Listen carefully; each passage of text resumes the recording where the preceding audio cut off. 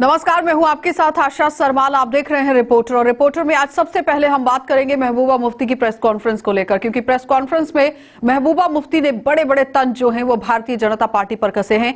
लेकिन आपको यह भी बताते चले कि कश्मीर के अंदर सियासत इस तरह चरम पर दिख रही है जो देखते ही बन रही है, क्योंकि एक एक करके हर एक का नेता की तरफ से प्रतिक्रिया भी देखने को मिल रही है। पहले चरण के जो डीडीसी चुनाव हुए हैं उसमें भी बढ़ चढ़कर लोगों ने भाग लिया है, लेकिन महबूबा मुफ्ती ने किस तरह से आज अपनी प्रेस कॉन्फ्रेंस को संबोधित किया है वो जानना भी बहुत जरूरी है। लेकिन सबसे पहले आपको लिए चलेंगे कश्मीर, और कश्मीर से सनम एजाज हमारे संवाददाता हमें क्या कुछ रिपोर्ट दे रहे हैं वो देख लीजिए। कश्मीर में सियासी गहमा गहमी अपने अरूज पे है और कल हमने जिस तरह से वोटिंग देखी, जिस तरह से हमने पोलिंग बूथों पे लोगों का आना देखा, उसको देख के अंदाज़ा अब यही कर सकते हैं कि अगला चरण, अगले पड़ाव में भी उसी तरह की वोटिंग होगी। 50% के आसपास कल की वोटिंग ने सबको हैरान कर दिया है, क्योंकि मौसम और मौसम के साथ साथ सुबह 7 बजे का वक्त दोपहर 2 बजे तक ख़त्म होना, इस सारे के बीच में जिस तादाद में लोग आए उसने सबको हैरान कर दिया। तो आदाद शुमार ये भी कहते हैं कि पीजीडीए, पीडीपी, नेशनल कॉन्फ्रेंस, अपनी पार्टी या दूसरी, इन सब में कहीं न कहीं जो उम्मीदवार हैं, आज़ाद उम्मीदवार, वो भी उनका भी बोलबाला अच्छा खासा कल दिखाई दिया। और अब कल दूसरा पड़ाव भी होने जा रहा है, लेकिन उसी पड़ाव के लिए तैयारियां, इंतजामात पूरी तरह से सरकार ने कर रखे हैं। और हर तरफ से जहां सिक्योरिटी ग्रिड कायम किए जा चुके हैं, वहीं वोटरों को लुभाने के लिए जो उम्मीदवार हैं वो कोशिश कर रहे हैं कि आखिरी पड़ाव से पहले, यानी आखिरी वोट डालने से पहले वो उनको लुभा सके। अगला पड़ाव कल है और उसके बाद उसका अगला पड़ाव इंतखाबात का कल है। लेकिन आज महबूबा मुफ्ती की प्रेस कॉन्फ्रेंस भी कहीं न कहीं सरकार को इस कटघरे में खड़ा कर रही है। और महबूबा मुफ्ती की आज की प्रेस कॉन्फ्रेंस साफ जाहिर है इंतखाबी मैदान के हवाले से ही मानी जा रही है। और जिस तरह पीडीपी के कुछ उम्मीदवारों ने अपने बयानात या एतराज़ात दर्ज कराए हैं, उस हवाले से देखा जा सकता है कि सरकार पे एक और दबाव आज बनाने की महबूबा मुफ्ती कोशिश करेगी। सनम एजाज, बांडीपुरा, कश्मीर। तो आपने देखा कि सनम का क्या कुछ कहना था, किस तरह से कश्मीर के अंदर सूरत हाल जो है वो बनते हुए दिख रहे हैं। जाहिर तौर पर हर एक पार्टी जो है वो दूसरी पार्टी पर निशाना साधती हुई नजर आ रही है, चाहे वो भारतीय जनता पार्टी हो, चाहे वो नेशनल कॉन्फ्रेंस पार्टी हो, पीडीपी पार्टी हो, पीपल अलायंस हो, पीपल कॉन्फ्रेंस हो, या फिर कांग्रेस हो, और उसके साथ ही साथ पैंथर्स पार्टी। यानी कि डीडीसी चुनावों को मद्देनजर रखते हुए हर एक पार्टी जो है वो अपना जोखिम यहां पर उठाती हुई दिख रही है, पूरी कवायद यहां पर डालती हुई दिख रही है। लेकिन समय ही बताएगा कि कौन सी पार्टी जीतकर सामने आएगी। चलिए अब आपको लिए चलते हैं महबूबा मुफ्ती ने जो प्रेस कॉन्फ्रेंस की है उसमें क्या कुछ उनका कहना था, जरा वो भी देख लीजिए। डिटेन किया गया मुझे, क्योंकि मैं कहीं यहाँ पुलवामा जाना चाहती थी।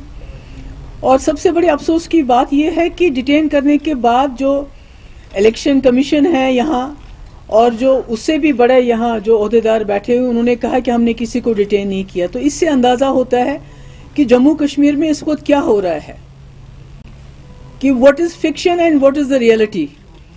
फिक्शन को रियलिटी की तरह पेश किया जाता है और जो रियलिटी है वो किसी को दिखाई नहीं जाती है। तो मेरा ये कहने का मकसद है कि जब से हमने डीडीसी इलेक्शन में पार्टिसिपेट करने का फैसला किया, तब से जो पहले यहाँ जम्मू कश्मीर में पिछले 1-1.5 साल से जो ज्यादतियाँ हो रही थी, रिप्रेशन हो रहा था, उसको और भी ज़्यादा बढ़ाया गया, उसकी एक डिग्री और उसको ऊपर लिया गया।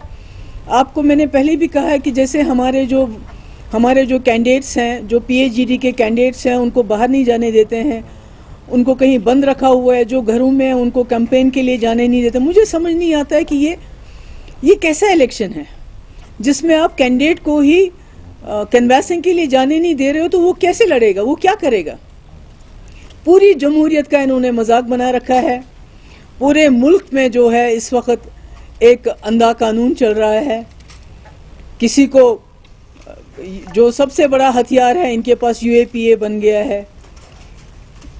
जो मुसलमान हैं उनको पाकिस्तानी कहते हैं, जो सरदार हैं उनको खालिस्तानी कहते हैं, जो एक्टिविस्ट हैं उनको अर्बन नक्सल्स कहते हैं, जो स्टूडेंट्स हैं, चाहे वो लड़कियां हैं या लड़के हैं, उनको टुकड़े टुकड़े गैंग कह के एंटी नेशनल्स कहा जाता है। जब औरतें निकलती हैं कोई प्रोटेस्ट करने के लिए, तो उनको भी एंटी नेशनल कहा जाता है कि भाई इनको पाकिस्तान से संदेशा आया हुआ है। तो मुझे समझ नहीं आता है कि अगर सब लोग एंटी नेशनल हैं, टेररिस्ट हैं, खालिस्तानी हैं, कश्मीरी टेररिस्ट हैं, मुसलमान पाकिस्तानी हैं, सरदार खालिस्तानी हैं, तो इस मुल्क में हिंदुस्तानी कौन है? सिर्फ बीजेपी? जो जब से उन्होंने सरकार संभाली है इस मुल्क के टुकड़े करने के बगैर कुछ भी नहीं कर रहे हैं। They are dividing this country like anything, एक दूसरे के साथ लड़ा रहे हैं। कभी लव जहाद होता है, कभी अर्बन नक्सल्स होता है, कभी अभी एक 80 साल के आदमी को बंद रखा है, उसको एक सिपर और स्ट्रॉ नहीं दे रहे हैं। और अजीब बात है कि इतना खतरनाक बन गए यूए, जिसके खिलाफ कोई भी सबूत नहीं है उसको यूएपीए में बंद कर दो, there is no bell only jail. तो ये कैसे चलेगा? अभी इसी को हम सह रहे थे तो ऊपर से रोशनी। क्या है रोशनी? रोशनी वॉज अ स्कीम, पर उसको स्कैम बना दिया। जो असली इनका स्कैम है, जो इलेक्टोरल बॉन्ड्स का इनका स्कैम है, उसको खोले ना। उसमें तो सुप्रीम कोर्ट पिछले 1.5 साल से हेयरिंग नहीं दे रहा है। रोशनी में अब तो अगर बड़े लोग हैं, अगर अमीर लोग हैं, अगर उन्होंने कोई गलत किया है, पहले तो मुझे लगता है सबने रोशनी स्कीम जो एक लॉ पास हुआ था नेशनल कॉन्फ्रेंस के टाइम में, जिसको आजाद साहब के टाइम में इंप्लीमेंट किया गया, इट वाज अ लॉ। हमारी असेंबली ने वो कानून बनाया था। और अगर उस लॉ के तहत किसी ने अपनी जमीन जो है लीगलाइज की तो वो स्कैम कहां से हो गया? अगर ये अमीर लोगों के पास समझते हैं कि उन्होंने बहुत ज्यादा जमीन ली है तो let them go after that. ये गरीब लोग हैं जिनके पास 5 मरले जमीन, 2 मरले जमीन, 4 मरला जमीन, उनके पीछे क्यों जा रहे हैं? उनको क्यों नोटिस भेज रहे हैं कि आप घर खाली कर दो? ये मेरे पास एक नोटिस है। और अब तो बदकिस्मती से जो ये खुद नहीं कर पाते हैं, कोर्ट्स को सामने कर देते हैं। क्योंकि जब एक गरीब इंसान के ऊपर या किसी भी इंसान के ऊपर मुसीबत आती थी तो वो अदालत चला जाता था। अब तो अदालत के जरिए ये सब कुछ कर रहे हैं।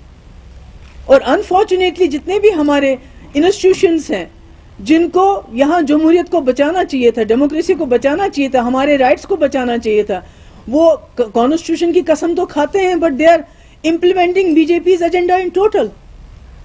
They are in the forefront of attempting, implementing BJP's agenda. हमें कुछ समझ नहीं आ रहा किसके पास जाएं। अभी डीडीसी की शिकायत हमारे जो चेयरपर्सन है फारूक साहब ने भी लगाई, इलेक्शन कमिश्नर से लगाई कि भाई हमारे, और वहां से झूठ बोलते हैं कि नहीं बिल्कुल आपने खुद देखा, मुझे नहीं जाने दिया। 2 दिन मुझे रोकते रहे, तीसरे दिन भी कहा नहीं अब इलेक्शन है। हमारे जो कैंडिडेट्स हैं, मुझे बहाना करना पड़ा, तब जाके मैं ज़ैनबपोरा चली गई, तब उसको 1 दिन निकलने दिया है। वो किसी कैंडिडेट को ही निकलने नहीं देते घर से। तो ये सिलसिला कैसे चलेगा? और हमारी ये भी बदकिस्मती है कि इस वक्त पूरे मुल्क की जो अपोजिशन है वो सहमी हुई है, वो बात नहीं कर पाते हैं, कुछ भी नहीं बोल पाते हैं। अभी बोला नहीं होता है तो उनको एंटी नेशनल कहा जाता है, उसके बाद NIA, उसके बाद CBI, उसके बाद ED, इनको सबको लगाया जाता है। और मेरे पीछे भी पिछले 2 साल से शायद ही कोई ऐसा मेरा बैंक अकाउंट हो जिसको उन्होंने ना देखा हो, कोई फाइल हो सेक्रेटरीट में जिसको उन्होंने नहीं खदेड़ा हो कि इसमें से कोई गलत काम किया हो, इसमें निकलेगा। जब वो नहीं निकला तो जो कहीं हमने कभी ट्रांजैक्शन किया है, हमने बिजवाड़ा में अपनी ज़मीन बेची है तो उनको छापा मारा। अगर हमने कभी किसी से लोन लिया है, प्राइवेट लोन लिया है, उनको छापा मारते हैं। और अभी तो इल्ज़ाम लगाया था कि हमारा श्रीनगर का ऑफिस मुफ्ती साहब ने अपने टाइम में रोशनी के अंदर ट्रांसफ़र किया, और जम्मू का ऑफिस भी हमारा, जबकि आप सब लोग जानते हैं श्रीनगर का ऑफिस भी और जम्मू का ऑफिस भी। तो ये जो इस वक्त डेमोक्रेसी की जो खिल्ली उड़ाई जा रही है, ये तो मुझे लगता है बीजेपी यहाँ अपना एक इकोसिस्टम डेवलप करना चाहती है जिसमें there is no place for real democracy in BJP's India. They want to create their own ecosystem. उनके अपने पपेट्स हैं, यहाँ बी टीम्स हैं जिनको वो इंस्टॉल करना चाहते हैं। और यही वजह है कि डीडीसी के इलेक्शंस में ये इतनी जान मार रहे हैं, इतना, अगर हम इलेक्शन में हिस्सा नहीं लेते they would have called us Pakistanis. तो आपने देखा कि महबूबा किस तरह से तंज कसती हुई यहाँ पर दिख रही हैं कि रोशनी एक्ट को यहाँ स्कैम बना दिया गया, और जाहिर तौर पर जो उनके सेक्रेटरीट के ऑफिस हैं वहां पर भी पूरे दस्तावेजों को खंगाला गया है, घर के पूरे ऑफिस के भी दस्तावेजों को यहाँ पर खंगालने की कोशिश की गई है। जाहिर तौर पर आपको यह भी बताते चले कि महबूबा मुफ्ती ने बड़े बड़े बयान जो है वो जारी कर दिए हैं कि यहाँ पर मुस्लिम को पाकिस्तानी कहा जाता है, सिखों को खालिस्तानी कहा जाता है, तो देश के अंदर जो भारतवासी हैं वो कौन है? यानी कि भारतीय जनता पार्टी पर वो निशाना साधती हुई नजर आई है। लेकिन साफ तौर पर आपको यह भी बताते चले कि गुपकार डिक्लेरेशन के अंदर मतभेद पैदा हो चुका है जो बिल्कुल भी थमने का नाम नहीं ले रहा है। लेकिन डीडीसी चुनावों में किस तरह से वो जीतकर सामने आएगा ये देखने वाली बात होगी। लेकिन लगातार हर एक पार्टी जो है वो अपनी कवायद चलाती जा रही है। चलिए अब आपको शहर श्रीनगर लिए चलेंगे और शहर श्रीनगर से इरफान फाजिल हमें क्या कुछ रिपोर्ट दे रहे हैं वो देख लीजिए। खबर तालीम की और तालीम के साथ साथ स्कूल और ट्यूशन का हाल भी आजकल कुछ अलग ही दिखाई दे रहा है। एक जानिब अगर देखा जाए तो कोविड पैंडेमिक में जिस तरीके से सरकार की तरफ से नोटिस या बहुत सारी एडवाइजरी जारी की गई थी तालीम को लेकर, कहीं कहीं जगह पर यह भी बात सुनने में आ रही थी कि प्राइवेट स्कूलों को लेकर जी हां उन्हें फीस जो है एडमिशन फीस माफ करना होगा। और हमने देखा कि कहीं ये कायदा कानून काफी स्कूल्स में दिखाई तो दिया, मगर साथ ही साथ कुछ स्कूल्स के यहां अभी भी मनमानी लगातार जारी है। अब जी हां प्राइवेट स्कूल्स का यह मानना है कि हमने जी हां एडमिशन फीस जो है उसे तो बंद कर दिया है, मगर एनुअल चार्जेस को लेकर अब फीस मांगा जा रहा है। पेरेंट्स की लगातार शिकायतें और पेरेंट्स का यह मानना कि एनुअल चार्जेस के साथ साथ बात करें तो नए एडमिशन में एनुअल चार्जेस कहां के। अब नए एनुअल चार्जेस को लेकर जब नया एडमिशन दिखाई देता है तो बात बन जाती है एडमिशन फीस को ही लेकर। तो अभी तक अगर बात करें जितनी भी कमिटीज है या जितनी भी एडवाइजरीज है सरकार की तरफ से, क्या उन्होंने इस बात को रोका या क्या उन्होंने इस बात पर गौर किया, क्योंकि लगातार गरीबों के साथ ये मार जारी है। गुलिस्तान न्यूज और JK 24/7 न्यूज के लिए मैं सईद इरफान फाजिल विद वीडियो जर्नलिस्ट समीर वानी।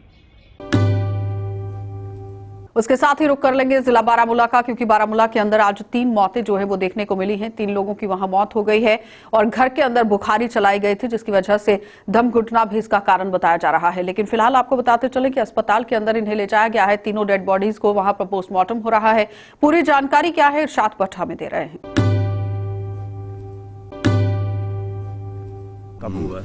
मेरा नाम है लाला अशरफ। मैं बच्चे में रहता हूँ इसी हलके में, लड़ी हलके में। तो ये हादसा आज नाइट में हुआ। नाइट में कितने बजे हुआ अब ये ऊपर वाला जानता है, या ये गवाही ये दे सकते थे जो उस कमरे में सोए थे, ये माँ और बेटियां 2।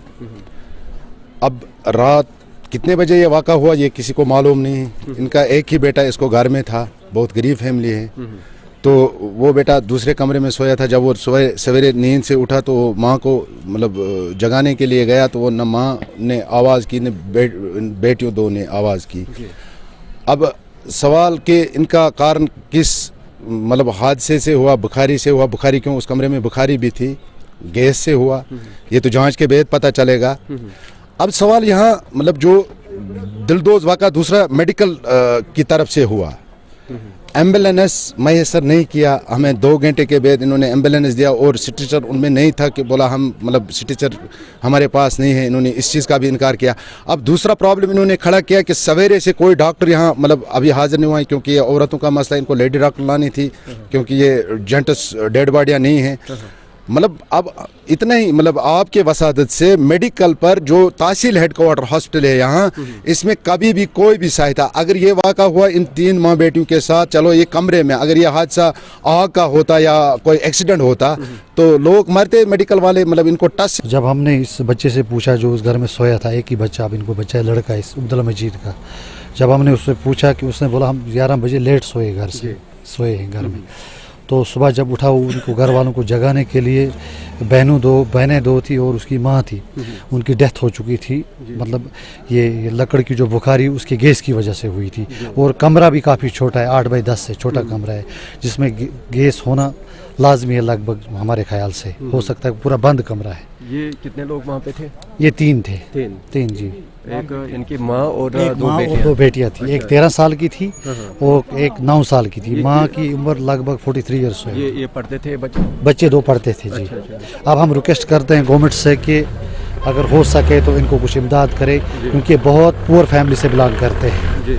हम रिक्वेस्ट करते हैं DC बारामूला से, हम रिक्वेस्ट करते हैं तमाम जो भी अथॉरिटीज़ हैं उनसे रिक्वेस्ट। नहीं कुछ नहीं ना, यहाँ पे डॉक्टर ना स्टाफ, वो स्टीच, मतलब हमने इनको कंधे पे उठा के लाया जी। पे डॉक्टर मौजूद कुछ नहीं था, कुछ स्टाफ नहीं, मतलब एक डॉक्टर था मामूली से। मतलब सर अभी देखो सर वहाँ पे टेंट में हो रहा है, मतलब पोर्ट मास्टर बाहर जो कोविड का टेंट है उसमें हो रहा है। बाकी स्टाफ तो एक डॉक्टर एक था सर, लेडीज़ मतलब ये लेडीज़ है सर तीनों, मतलब इस मदर एक और मतलब इसकी बेटियां 2। SHO बोनियार की इतला पे 8:58 पर उन्होंने मुझे कॉल की, तो उन्होंने कहा कि लड़ी जो यहाँ पर नियर बाय एक विलेज है, तो वहाँ पर 3 लोगों की मौत हो गई है, जिसमें माँ और 2 बेटियां हैं। तो उनकी डेड बॉडीज़ को हमने शिफ्ट करना है तो PHC बोनियार फॉर पोस्टमार्टम। तो हमने इमीडिएटली अपनी टीम और एम्बुलेंस भेज के वहाँ से डेड बॉडीज़ को ट्रांसपोर्ट किया PHC बोनियार तक। फिर हमने हमारी एक स्पेशलाइज्ड टीम है फॉर पोस्टमार्टम, उनको एक्टिवेट किया क्योंकि संडे था, तो उनको बुलाया, सब स्टाफ को बुलाया। तो फिर इंक्लूडिंग इसमें क्योंकि फीमेल डिसीज्ड हैं तो हमने लेडी डॉक्टर को भी बुलाया। तो हमने यहाँ पर बड़े आराम से और बड़े आसान तरीके से उनका पोस्टमार्टम किया। कुछ पता चला ये कैसे क्या हादसा हुआ है? इस वक्त तो मुश्किल, इसको कुछ बताना मुश्किल है, लेकिन जो प्राइमे फेशी है वो यही है कि सफोकेशन की वजह से हुआ है, जो विंटर में अक्सर कार्बन मोनोऑक्साइड पॉइजनिंग की सी हुई। लेकिन अल्टीमेटली जो भी कोई कंफर्म रिपोर्ट आएगी वो FSL के बाद ही आएगी। FIR लॉन्च हुआ है? FIR लॉन्च हुआ है। ये सब कुछ in presence of police station Boniyar और SDM साहब भी खुद थे। सर, जब लोकल्स यहाँ पे आज सुबह आए तो इन्होंने ये डेड बॉडीज यहाँ पे लाई थी, तो उस वक्त इनका ये कहना था कि यहाँ पे जो है उस वक्त डॉक्टर्स यहाँ पे मौजूद नहीं है, ना स्टाफ यहाँ पे मौजूद था। उस हवाले से बताइए किस हद तक ये सही है? ये बिल्कुल बेबुनियाद है, क्योंकि PHC बोनियार 24/7 काम करता है। मोरा के इस पावर प्रोजेक्ट के जो वहाँ पे केनाल है, वहाँ पे सर एक डेड बॉडी पाई गई, हालांकि उसके हवाले से बताइए क्या डिटेल्स है? वो एक यंग मेल, उसकी हिस्ट्री यही है कि वो हिस्ट्री ऑफ फॉल है, बड़ी ऊंचाई से गिरा है। तो फिर पुलिस ने भी उसको यहाँ लाया, हमने उसका भी पोस्टमार्टम किया। अभी इस वक्त हम उसको सिर्फ history of fall followed by cardio respiratory arrest बता सकते हैं, लेकिन जो हतमी रिपोर्ट आएगी वो FSL के बाद ही आएगी।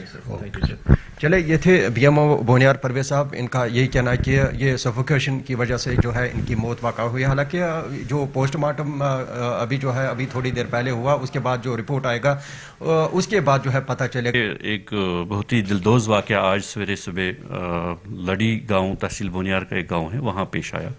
एक शख्स अब्दुल मजीद गनाई की फैमिली, उनकी ज़ौजा जिसका नाम शमीमा बेगम और उसके दो कमसिन बच्चियां निघत और तबस्सुम एक हादसे के शिकार हो गए हैं। अभी हादसा ही कह सकते हैं, और बल्कि इसमें हमने अभी प्रोबेबल जो रीज़न लग रहा है वो सफोकेशन लग रहा है।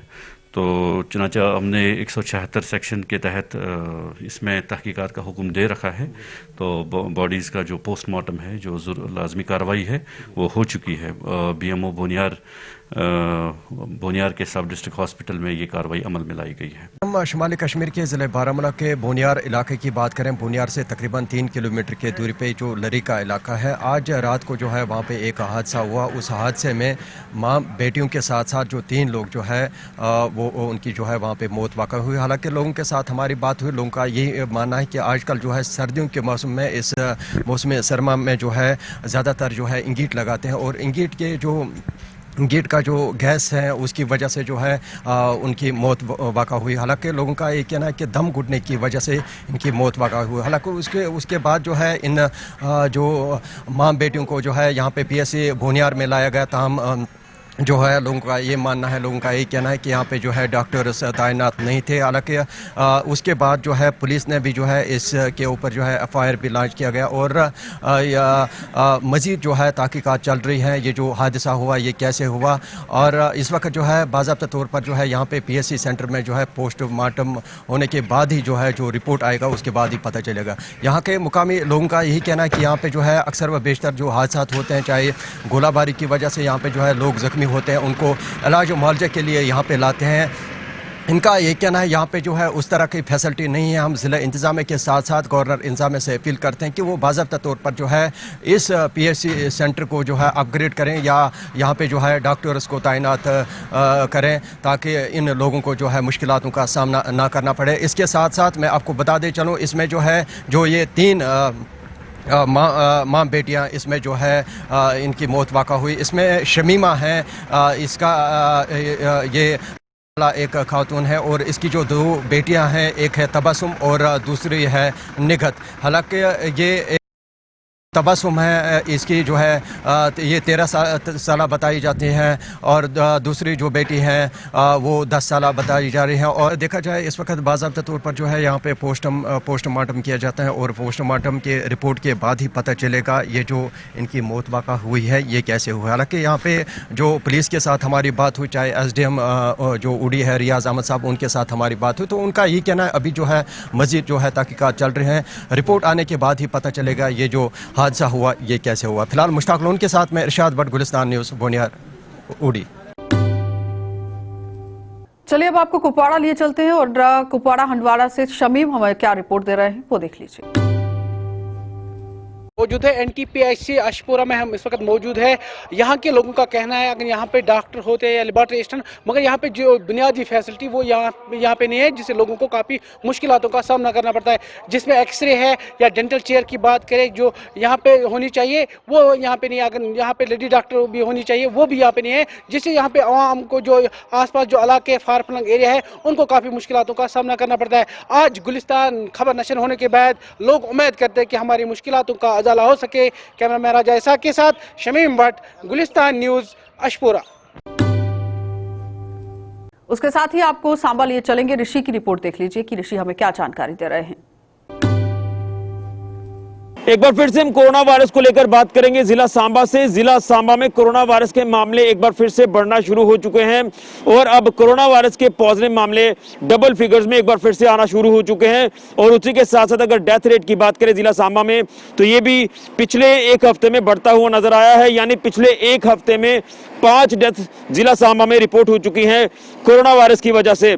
और कहीं ना कहीं जिस तरह से सर्दियों ने दस्तक दे दी है तो अब मामलों में भी वृद्धि होना शुरू हो चुकी है। और उसी के साथ साथ अगर बात करें ट्रैवल हिस्ट्री के मामलों की तो ट्रैवल हिस्ट्री के मामले भी अब लगातार बढ़ते हुए नजर आ रहे हैं। जिस तरह से रैंडम सैंपलिंग के दौरान तो लोग पॉजिटिव आते ही हैं, लेकिन ट्रैवल हिस्ट्री के मामले भी एक बार फिर से आना शुरू हो चुके हैं।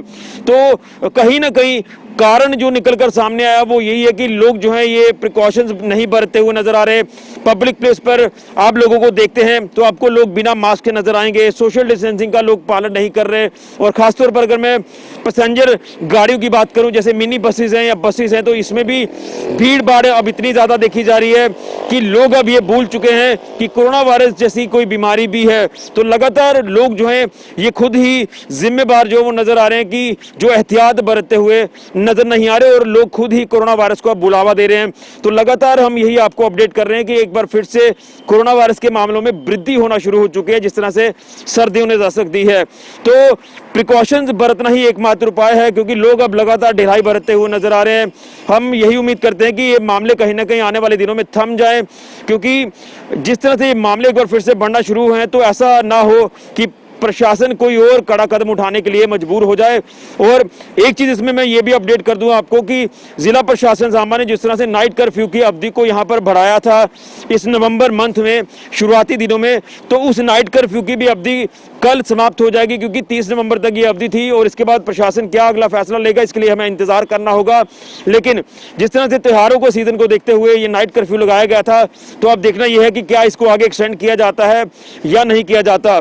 और लगातार जिस तरह से प्रधानमंत्री जी भी अपील कर रहे हैं कि जब तक वैक्सीन नहीं आती तब तक यही आपकी वैक्सीन है कि आप लोग मास्क पहन के रखें, सोशल डिस्टेंसिंग का पालन करते रहे। लेकिन लोग शायद अपनी जिम्मेवारियों को भूल चुके हैं कि इस कोविड के कहर में आपको यही प्रिकॉशंस अपनाने हैं, लेकिन ये प्रिकॉशंस भी लोग अपनाते हुए नजर नहीं आ रहे। और यही कारण है कि एक बार फिर से सांबा जिला में जो कोरोना वायरस के पॉजिटिव मामले हैं ये डबल फिगर्स में आना शुरू हुए हैं। लेकिन हम यही उम्मीद करते हैं कि लोग इन प्रिकॉशंस को अपनाएंगे और इस कोरोना वायरस से बच पाएंगे। तो हम यही अपील करेंगे कि आप लोग एहतियात बरतते रहिए, एहतियात बरतना ही एकमात्र उपाय है अगर इस कोरोना वायरस से आपने बचना है। तो यही अपडेट है कि कोरोना वायरस के मामले डबल फिगर्स में आ रहे हैं। और उसी के साथ पिछले एक हफ्ते का अगर डेथ रेट का डाटा आपको बताएं तो यहाँ पर 5 डेथ जो है वो पिछले एक हफ्ते में रिपोर्ट हुई है। तो ये था कोविड-19 को लेकर अपडेट जिला सांबा का। फिलहाल के लिए ऋषि खजूरिया, जगत 24/7 न्यूज़। चलिए अब आपको जम्मू लिए चलते हैं और जम्मू से भी आपको दिखा देते हैं कि पैंथर्स पार्टी किस तरह से तंज कसती हुई नजर आ रही है। रोशनी एक्ट को मद्देनजर रखते हुए उन्होंने भारतीय जनता पार्टी पर निशाना साध दिया है। क्या कुछ कहा है देख लीजिए। ज्यादा जो है वो नाम इतने पॉलिटिशियनों के जो आ रहे हैं और मैं ये कहना चाहता हूं कि पीडीपी, कांग्रेस और नेशनल कॉन्फ्रेंस के जो लैंड ग्रैबर हैं, जो लीडर जो इसमें इन्वॉल्व हैं, वो तो शामिल हैं, उनका लिस्ट में नाम भी आ रहा है पेपरों में। लेकिन बड़े दुख की बात है कि भारतीय जनता पार्टी के जो लीडर हैं, एक्स एमएलए, एक्स मिनिस्टर, इनके जो एक्स डिप्टी चीफ मिनिस्टर रह चुके हैं, उनके नाम जो है वो न्यूज़पेपरों में पब्लिश नहीं किए जा रहे हैं। ये क्या कारण है? हम एलजी प्रशासन से पूछना चाहते हैं। जैसे इनके आरएस पठानिया जो पूर्व विधायक हैं रामनगर के, उन्होंने 32 कनाल 15 मरले के ऊपर जो है वो सरकारी जमीन के ऊपर कब्जा किया हुआ है। उनका नाम जो है वो न्यूज़पेपरों में क्यों नहीं सरकार देती? इनके जो भली भक्त हैं, इनके जो चंद्र प्रकाश गंगा है, इनको जो डिप्टी चीफ मिनिस्टर रह चुके हैं निर्मल सिंह जी, जिन्होंने करोड़ों रुपए का बंगला जो है वो नगरोटा में जो आर्मी एक्ट की वायलेशन करके वहां पे बनाया हुआ है, उनके नाम क्यों नहीं दिए जाते? जोर से सभी नारा लगाएंगे। जनता पार्टियों की नीति के बारे में मैंने आपको थोड़ी देर पहले हम जब और पाकिस्तान की भाषा बोलते हैं, लेकिन सुन लीजिए राहुल गांधी जी, सुन लीजिए उमर अब्दुल्ला जी, सुन लीजिए फारूक जी, सुन लीजिए महबूबा जी, आप तिरंगे का अपमान करिए, चीन का साथ लीजिए, पाकिस्तान का साथ लीजिए, इनमें किसी में इतनी ताकत नहीं, क्योंकि ये 370-35 से हमने लोकसभा राज्यसभा के सदनों में पास कराकर सदा सदा के लिए दफना दिया है। अब ये कभी वापस नहीं आ सकता है। और आप लोग 10 जन्म भी लेकर आएंगे, 10 जन्म भी लेकर आओगे तब भी वापस नहीं आएगा। ये गुपकार गैंग तो आपका गठबंधन है, आपके गलत कार्यों पर पर्दा डालने के लिए।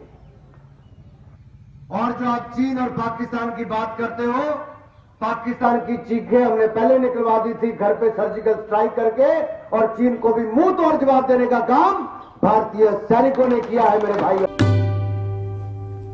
तो आपने देखा कि पैंथर्स पार्टी किस तरह से आरोप लगाती हुई नजर आ रही है। वो साफ तौर पर कह रही है कि भारतीय जनता पार्टी के भी कई नुमाइंदे जो हैं वो रोशनी एक्ट में मौजूद हैं, उनके भी नाम सामने आ चुके हैं, लेकिन कार्रवाई अभी तक उन पर नहीं हो पाई है। तो जाहिर तौर पर भारतीय जनता पार्टी को चाहिए कि अपने भी नुमाइंदों पर कार्रवाई की जाए। इस तरह से आरोप जो है वो पैंथर्स पार्टी लगाती हुई नजर आ रही है। लेकिन अगर हम बात करें नेशनल कॉन्फ्रेंस, पीडीपी और पीपल अलायंस जो डिक्लेरेशन एक बनाया गया है, people alliance for Gupkar declaration, उसके मद्देनजर रखते हुए तो हर एक पार्टी जो है वो यहाँ पर तंज कसती हुई, आरोप लगाती हुई नजर आ रही है।